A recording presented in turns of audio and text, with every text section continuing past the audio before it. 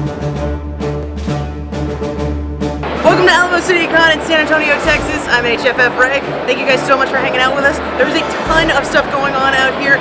This place has quadrupled in size from last year. There is all sorts of gaming booths, celebrities, tons of merch. It is an awesome, awesome con. We have got some great stuff and coverage in store for you guys, so please check out what we've got to show you.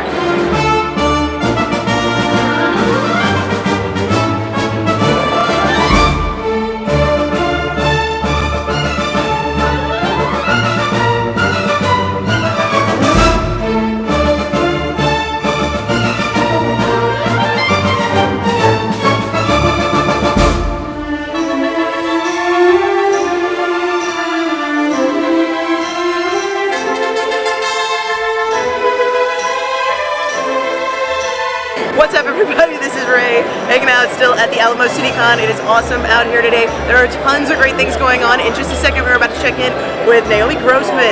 She plays Pepper on American Horror Story. She was in season 2 Asylum. She's also in the upcoming Freak Show season. We are so excited, so check out our interview with her. She's awesome. We are hanging out with Naomi Grossman, and I know you guys may not recognize her at first, but check it out. We are talking with Pepper from American Horror Story. It is great that you are here today. We're at Alamo CityCon.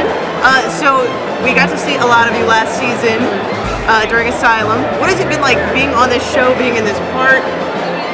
Yeah, it's like the part that just keeps giving. Like, you know, I died and yet apparently I'm back in a prequel. So. That's the way. That's the American Horror Story way. Yeah. People just keep coming back. And that's great because we love you. Now, what is it like having to get in the makeup? Because obviously you guys can see she looks nothing like her character on the show. What is that like, getting into character every day? I mean, it's awesome. Like, what other job you get to just show up and, you know, put on a robe and lay back and close your eyes and, you know, and wake up someone new.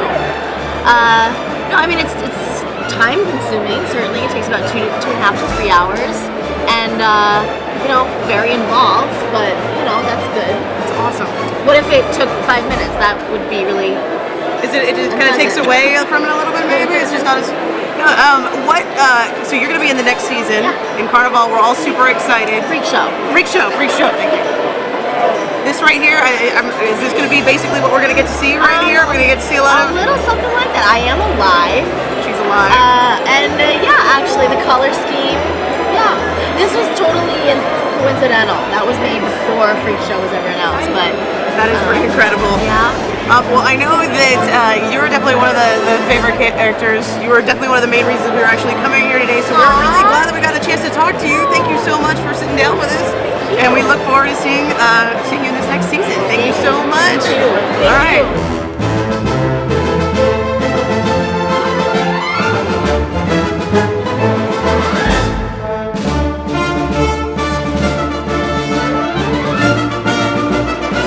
We are hanging out right behind me at the Teenage Mutant Ninja Turtle experience here at Alamo CityCon. Now here there's everything Teenage Mutant Ninja Turtle that you could ask for. Tons of the original Turtles, the original April O'Neil from the movie, and also the one and only Kevin Eastman, who is the creator of Teenage Mutant Ninja Turtles. And if you just hang out for just a second, we're actually going to be interviewing with him, so check it out. So you created Teenage Mutant Ninja Turtles. Yes. I am a huge turtle dork. Raphael is the best. I'm sorry, I love it. So tell me, what has it been like with the reemergence of the new movie? How do you feel about it? Give us your thoughts. Let me see, the 30th anniversary of the Turtles this year. It's humbling, it's a huge honor, it's a huge compliment. I feel I'm worthy most of the time. I've got the most awesome fans in the world. And I honestly, when we printed the first comic book, I never thought we'd sell one single copy. The fact that I'm here 30 years later still talking about Turtles, still hanging out with these great fans and stuff, it's a dream come true. It's fantastic. Well, what have you've gotten the movies, which we've gotten several, and you've got the animated series. Which do you think has a bigger following?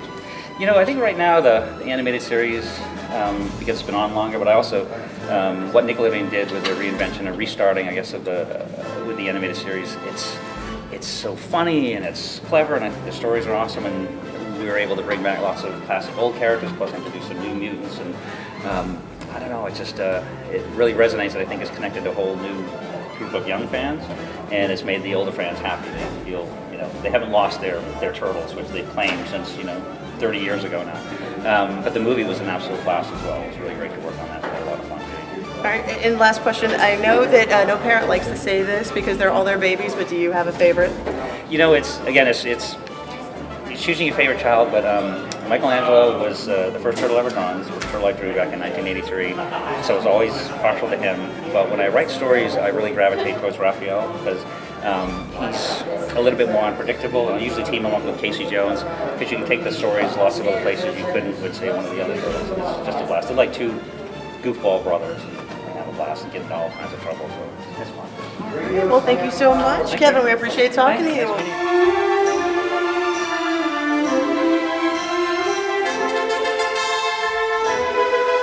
How's it going, everybody? This is Ray with the Houston Film Fanatics and iHeartMedia. We are hanging out with Lou Diamond Phillips here at Alamo CityCon. Thank you so much for hanging out with us today. Thank you, man. It's massive. It's great. No, this con is quadrupled in size. It's fantastic. Now, of course, everybody knows you from La Bamba. That is one of your biggest movies ever. But what I kind of want to talk to you a little about is we just recently saw you in the Radioactive video with Imagine Dragons. Right. Can you talk to us a little bit about that? What that experience was like? Yeah, that was a friend of a friend who called and said, "Would you be interested?" I knew that the Imagine Dragons were this up-and-coming band. I loved the song. I thought the concept was hilarious. The funny thing is, I actually only had a day to give them, and flew to New York. Got there at 7 in the morning, went out to the set, and it was the day that Sandy blew it.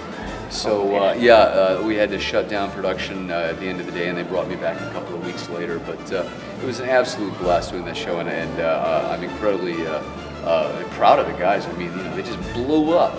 So it's one of those little nice surprises that people find for me out there. Absolutely. No, it is a great song. They're a great bunch of guys, and I really did enjoy it. Yeah. So you're from Corpus Christi, am I correct? I grew up in Corpus. Yeah, I went to school at Flower Bluff High. Went to college at the University of Texas at Arlington. So whenever I can get back in touch with my Texas roots, I'm happy to do that. We have a little special place in your heart.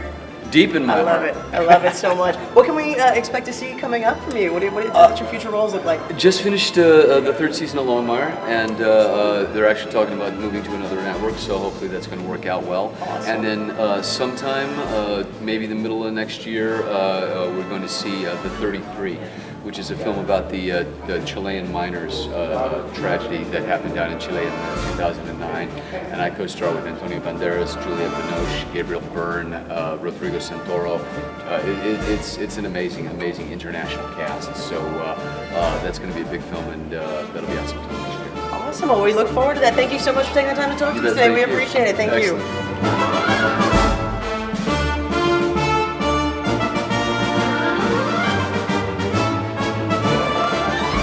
Ball is heavy. Heavy ball.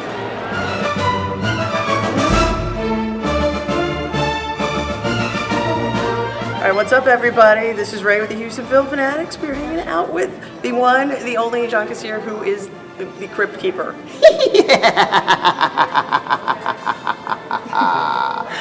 That's during my salad days, yeah. Excellent. So what is it like for you being the guy that kept us up at night? Well, I used to collect the comic books as a kid, so for me it was like really cool just to be involved in that show, and then for it to wind up being a, such a great show for all these years. I mean, obviously the comic books launched everything about horror that we know today. So, and the Crypt Keeper is great because he kind of lets you know you're going to have a good time each episode, and here it is since 1988 we started shooting that show, and so I've been doing it ever since. So it's a good time. I enjoy horror. I was addicted to the Universal horror monsters when I was a kid. So for me, this is I'm in heaven. I get to see my favorite horror and celebrities here at the Alamo City Comic Con, and I'm having a great time. Now, out of all those episodes that you did, do you have a favorite? Well, I did star in Oil's Well That Ends Well. I love it. I love it. Well, thank you so much for talking to me. You're so welcome, and this is the Houston Film Fanatics. I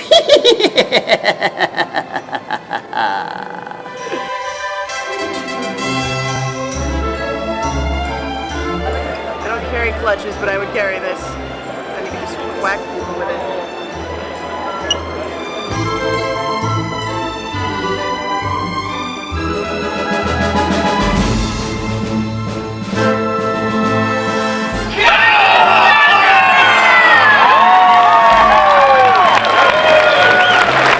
That concludes our coverage of Alamo CityCon. As you can see, the place is packed.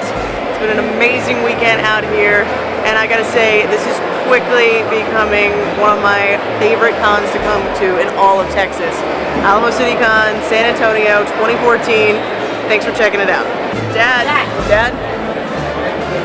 Dad. Dad. Dad. Can somebody get his dad?